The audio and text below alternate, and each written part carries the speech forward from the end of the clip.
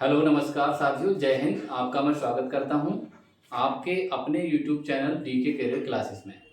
जैसा कि साथियों आप लोगों को पता है कि आज हम काफ़ी समय के बाद आप लोगों के सामने आए हैं अपने थोड़े से परीक्षा पे चर्चा करने के उपलक्ष्य में।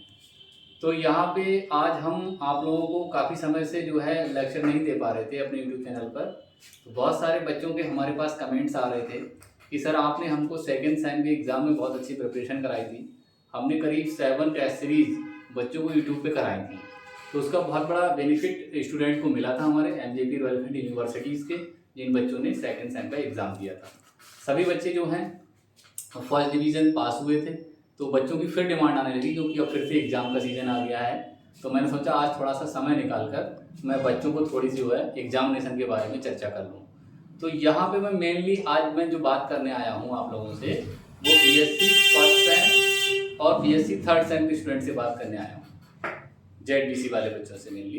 बाकी जो पैटर्न मैं बता रहा हूँ ये सभी लोगों पे समान रूप से लागू होगा, चाहे वो हमारे बच्चे बीएससी पीसीएम के हों, चाहे बीएससी जेडबीसी के हों, चाहे आगे जो भी सेमेस्टर की परीक्षाएं हो रही हैं, लगभग जो है पैटर्न एक जैसा ही विश्वविद्यालय ने रखा है सारी परीक्षाओं का।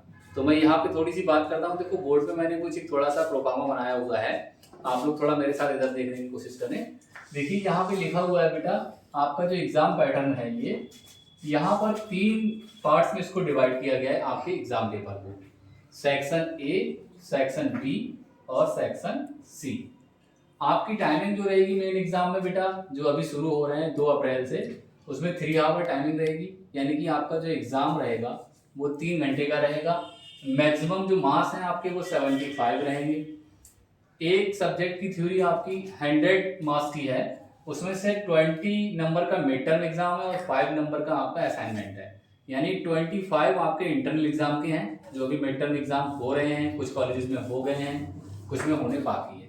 तो 25 तो आपको मिड टर्म यानी इंटरनल एग्जाम में मिलेंगे, और बाकी जो मैक्सिमम 75 बचे ये यूनिवर्सिटी आपसे रिटन कराएगी। तो मैं उसी का पैटर्न आपको समझाने आया हूँ। यानी कि बोथ को मिला के 75 प्लस 25 इंटू 100, तो आपके 100 नंबर की ये थ्योरी हो जाएगी बेटा, और इसके अलावा 100 नंबर का प्रैक्टिकल रहेगा। तो इट इज़ मीन्स ये हुआ कि जो जेडबीसी के स्टूडेंट हैं वो 200 नंबर एक सब्जेक्ट में गेन करेंगे, यानी 200 नंबर का उनका टोटल रहेगा। अब उसमें से आप कितना अच्छा गेन कर पाते हैं ये आपकी अपनी जो है प्रिपरेशन पे डिपेंड करेगा। आप कितना अच्छा थ्योरी में परफॉर्मेंस कर रहे हैं, आप कितना अच्छा प्रैक्टिकल में परफॉर्मेंस कर रहे हैं, तो उन सबको मिलाते हुए आपकी परसेंटेज बनेगी। ठीक है ना। तो मैं यहाँ पे थोड़ी सी बात करता हूँ पेपर के पैटर्न पे कि आपको पेपर किस तरीके का मिलेगा देखने को। मे बी पॉसिबल मैं एक मॉडल भी आपको बना के दूंगा, आज तो मैं थोड़ी चर्चा ही कर रहा हूँ। तो यहाँ पे देखो बेटा, सेक्शन ए जो दिया हुआ है, वो सेक्शन ए में सबसे पहला जो आपको करवा रहा है विश्वविद्यालय, वो वेरी शॉर्ट आंसर करवा रहा है।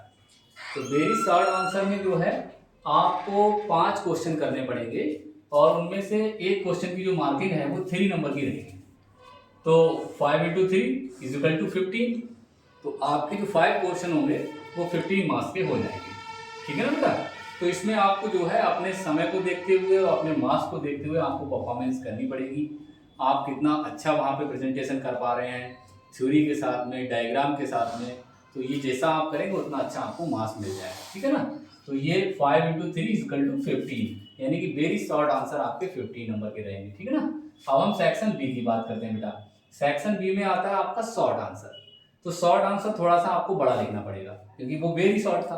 अगर आप वहाँ पे आधे पेज में काम चला रहे थे या 8-10 लाइन में काम चला रहे थे, तो करीब यहाँ पे आपको 1 से 1.5 पेज या अधिकतम 2 पेज भी आप लिख सकते हो, क्योंकि यहाँ पे आपको क्वेश्चन अटेम्प्ट करने बेटा ओनली 2, और 2 की मार्किंग जो हो रही है 7 इंटू 5, यानी कि 7.5 नंबर का आपका एक क्वेश्चन है। तो आपके 2 क्वेश्चन करने हैं आपको, तो 2 गुणे 7 5 इक्वल टू 15। तो यहाँ पे जो है देखो आपके 2 क्वेश्चन 15 नंबर के हो रहे हैं, वहां पे आपके 5 क्वेश्चन 15 नंबर के हो रहे थे। तो जब बेटा मार्किंग का एरिया बढ़ेगा तो आपका रेडिंग का एरिया भी बढ़ना चाहिए, ये जाहिर सी बात है। तो आप यहाँ पे कम से कम नीट एंड क्लीन डायग्राम के साथ 2 पेजेस में कम से कम ये अपना शॉर्ट नोट लिखें, तब आप जो है जैसी मार्किंग की अपेक्षा करते हैं वैसी मार्किंग आपको मिल पाएगी। ठीक है ना। नेक्स्ट आते हैं हम लोग सेक्शन सी पे। सेक्शन सी जो है बेटा वो लॉन्ग आंसर का है। ठीक है ना। अब यहाँ पे असली खेल शुरू होगा। लॉन्ग आंसर जो है बहुत वैल्यू रखता है किसी भी एग्जामिनेशन में, जो सेक्शन सी में करवा रहा है आपसे। और यहाँ पे 15 इंटू 3, इज इक्वल टू 45। आप यहाँ पे बेटा 3 क्वेश्चन अटेम्प्ट करेंगे लॉन्ग में, और एक क्वेश्चन की जो बेटा मार्किंग है वो 15 नंबर है, इसीलिए कुल मिला के आपके 45 मार्क्स जो हैं यहाँ पे बनते हैं। तो यही जो है एक अच्छा सेक्शन सी आपको साबित होगा आपकी परसेंटेज को गेन करने में, आपकी मार्किंग को अच्छा करने में, मार्किंग को इंक्रीज करने में। क्योंकि देखिए वहाँ 15 नंबर मिल रहे थे, वहाँ 15 नंबर मिल रहे थे, लेकिन यहाँ आपको मिल रहे हैं 45 मार्क्स। तो सबसे बड़ा एरिया यही है। यहाँ पे आपको बेटा बहुत अच्छे से एक्सप्लेनेशन करना है, डेफिनीशन आपको अच्छे से देनी है। डेफिनीशन को आप अलग कलर से भी लिख सकते हैं बढ़िया से, नीट एंड क्लीन। कोशिश करें जितनी भी डेफिनीशंस हैं वो सारी आप बेटा इंग्लिश टू इंग्लिश लिखें, सीबीएसई पैटर्न पे लिखें, क्योंकि लाइफ साइंस का पार्ट है हमारी बॉटनी और जियोलॉजी। तो अगर आप इंग्लिश में रहेंगे तो बेटर रहेगा। जितने भी प्रोफेसर्स काफ़ी चेक करते हैं वो रिटन इंग्लिश को ज़्यादा प्रेफरेंस देते हैं, क्योंकि हिंदी में बेटा साइंस का कोई मतलब नहीं रहता बायोलॉजी जैसे विषय में। या जो बच्चे हमारे यूपी बोर्ड के हैं या जिनकी इंग्लिश थोड़ी सी वीक रहती है वो लोग मिक्सअप में लिख सकते हैं। जैसा कि हम लोग जनरली कॉलेज वगैरह में नोट्स वगैरह प्रोवाइड करते हैं बच्चों को, तो हम बोथ मीडियम में भी कर देते हैं, क्योंकि बच्चे उसमें दोनों मीडियम के रहते हैं, इंग्लिश मीडियम वाले भी रहते हैं और हिंदी मीडियम वाले भी रहते हैं। तो वो पैटर्न भी चल जाता है हमारे वर्ल्ड यूनिवर्सिटी में। तो आप कोशिश करें कि ज़्यादा से ज़्यादा हम लोग सीबीएसई पैटर्न पे लिखने की कोशिश करें, है ना। तो इस तरीके से आज मैं बहुत लंबा चौड़ा यहाँ पे जो है लेक्चर देना नहीं चाह रहा हूँ, थोड़ी सी मुझे चर्चा करनी थी परीक्षा में।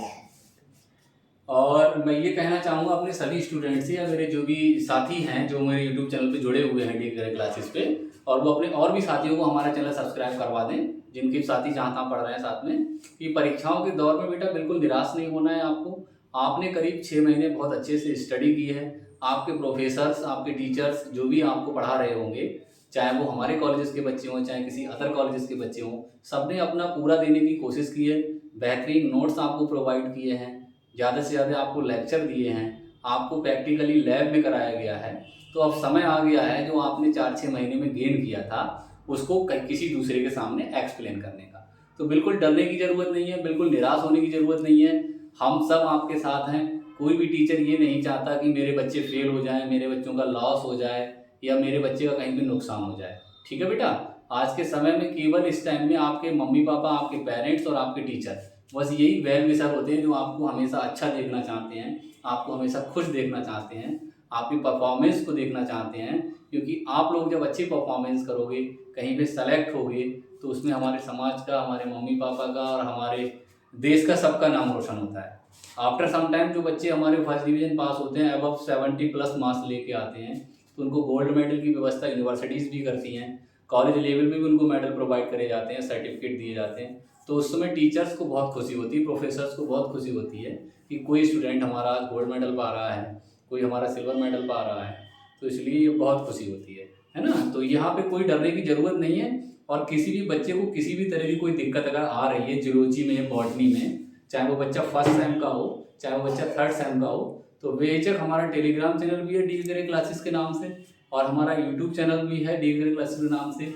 या जो बच्चे पर्सनली मुझे जानते हैं वो मुझसे मिल भी सकते हैं मेरे कोचिंग सेंटर पे आके नवाबगंज में, या मैं कॉलेज में जहाँ पढ़ाता हूँ तो मेरे बच्चों को कहीं संबंधित अगर कोई समस्या है तो वहाँ भी अपनी प्रॉब्लम्स को मेरे सामने रख सकते हैं और उनके सारे सॉल्यूशंस को देना चाहता हूँ। आप हमारा YouTube channel D career classes search कर भी सकते हैं, आराम से वहाँ पे आपको सारे सॉल्यूशंस मिल जाएंगे। बहुत सारे हमारे जो हैं यूट्यूब चैनल पर बेटा वीडियोस पड़े हुए हैं जिन पर ऑब्जेक्टिव क्वेश्चंस पड़े हुए हैं, क्योंकि इसमें इस जो मैंने पैटर्न दिया है यहाँ पे बेटा बहुत कम चांसेस रहेंगे ऑब्जेक्टिव क्वेश्चन आने के। विश्वविद्यालय ने लास्ट ईयर जो हमारा फर्स्ट सेम का एग्जाम कराया था उसमें भी उन्होंने वेरी शॉर्ट और लॉन्ग क्वेश्चन ही दिए, ना कोई फिल इन द ब्लैंक्स आपसे पूछा गया है, ना कोई आपसे ऑब्जेक्टिव पूछा गया है। लेकिन हो सकता है, पैटर्न बदलते रहते हैं, वो इस बार आपको जो है 5 मार्क्स के ऑब्जेक्टिव क्वेश्चन भी दे दें, ऐसी पॉसिबिलिटी है। लेकिन मान के चलिए आप जो पैटर्न अभी शुरू हुआ है यही पैटर्न लागू रहेगा।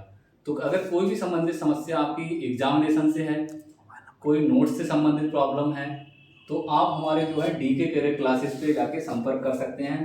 हमारा वहाँ पे मोबाइल नंबर भी दिया रहेगा, ठीक है बेटा, 9410627368। इस नंबर पर भी आप संपर्क कर सकते हैं। तो आपके संबंधित जो भी प्रॉब्लम्स होंगी हमारे सब्जेक्ट से, एग्जाम से संबंधित, उन सब का सोल्यूशन हम देने का पूरा प्रयास करेंगे। और यहाँ पर बहुत ज़्यादा बात को ना बढ़ाते हुए मैं इतना कहना चाहूँगा कि जैसे ही अब आपका एग्ज़ाम आ रहा है तो मन से बेटा पढ़ाई करना शुरू कर दीजिए, इधर उधर की बातें छोड़ दीजिए, मोबाइल पे चैट करना कम कर दीजिए। आजकल की जो युवा पीढ़ी है हमारी, वो सबसे ज़्यादा टाइम अपना मोबाइल पे ख़राब कर रही है। तो अब बहुत आपने चला लिया मोबाइल, अब कुछ दिन के लिए ज़रा मोबाइल को साइड से रख दो और 10-15 दिन आपके एग्ज़ाम के बचे हैं। अच्छे से रिवीजन कर लो, सारे सब्जेक्ट का रिवीजन अच्छे से कर लो। आपके पास 3 सब्जेक्ट रहते हैं, तीनों में आपको अलग अलग क्लियर पास होना पड़ेगा, तभी आप बीएससी सेकंड सेम में आएंगे। अदरवाइज़ अगर आप अच्छे से मेहनत नहीं करेंगे तो बैक लग जाएगी और आप जो है सफल नहीं हो पाएंगे, आपका पैसा और समय दोनों खराब हो जाएंगे। तो मैं नहीं चाहता किसी का पैसा खराब हो, किसी का टाइम खराब हो, क्योंकि टाइम की बहुत वैल्यू होती है बेटा। तो इसलिए अच्छे से पढ़ाई करिए।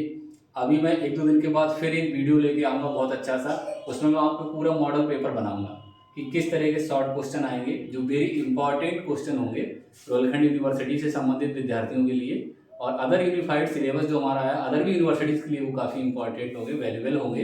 जैसा कि लास्ट ईयर मैंने जो है बच्चों को 7 सीरीज़ कराई थी, तो वहाँ से करीब 80% क्वेश्चन जो थे हमारे स्टूडेंट को मिले थे और उनको उसका बहुत बड़ा फ़ायदा मिला था।